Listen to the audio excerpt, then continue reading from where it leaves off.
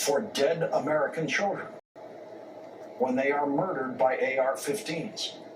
Here is Tennessee Republican State Representative William Lamberth speaking to student protesters in Nashville who have spontaneously been demonstrating at the state capitol in the aftermath of the latest mass murder there.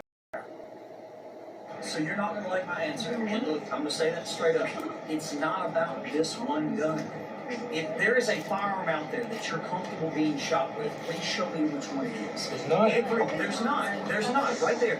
Every single gun in the hands of a crazy person, a deranged person, a convicted felon, every single one of you. weapon out there You're more scared when somebody's walking on the street with a giant ass gun for no reason. Like, nobody's going to do good with that gun. I understand that. The goal is not to. But it's not, you can ban that specific gun, and you are going to do almost nothing to improve y'all's safety. I'm sorry, that's a fact.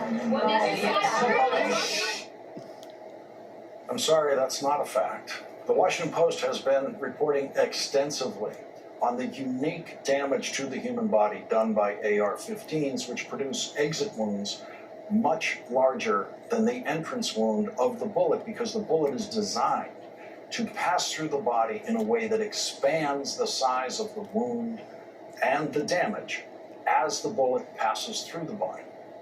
An emergency room doctor in Uvalde, Texas, described how unrecognizable some of the dead children were there because of what an AR-15 did to them. Some of the children had to be identified only by their clothing. Children in classrooms in America have literally had their heads blown off by AR-15s. So yes, the AR-15 does make a difference.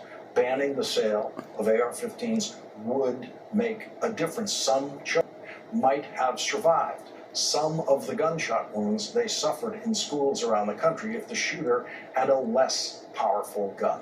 152 bullets were fired from that AR-15 in that Nashville school last week. 152. A weapon not designed for war and for mass murder, as the AR-15 was, might only have allowed that shooter to get off a few dozen shots, maybe half as many shots. We don't know. We do know that 400 Texas police officers were afraid to enter a classroom where children were dying for 77 minutes because they were afraid of the AR-15 inside that classroom. What Republican State Representative William Lamberth and Lindsey Graham have in common with every other elected Republican in Washington is the absolute determination to make sure that every mass murderer who walks into an American school will be able to legally purchase an AR-15 to bring into that school with them. Elected Republicans are dedicated to making sure that America's mass murderers are the very best equipped mass murderers in the world.